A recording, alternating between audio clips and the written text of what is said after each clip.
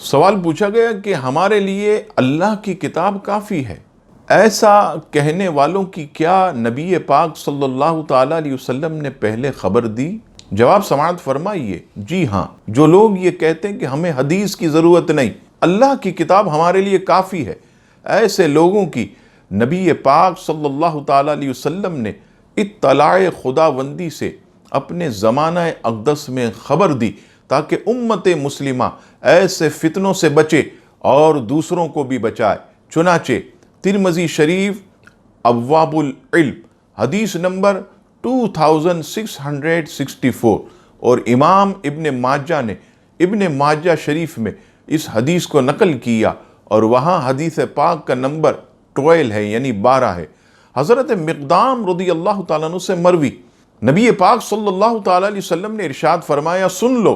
ان قریب ایک آدمی کے پاس میری حدیث پہنچے گی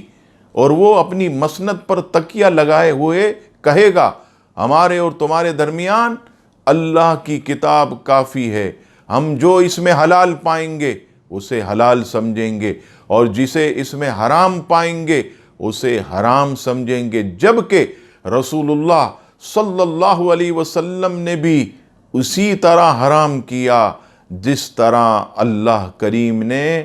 حرام کیا۔ عزیزان گرامی، منکرین حدیث کے فتنے کو نبی پاک صلی اللہ تعالیٰ علیہ وسلم نے اس حدیث پاک میں واضح بیان فرما دیا اور امت کو ایسے لوگوں سے بچنے کی تلقین فرمائی۔ اللہ تبارک و تعالی ہم سب کو تمام فتنوں سے محفوظ فرمائے، آمین ثم آمین۔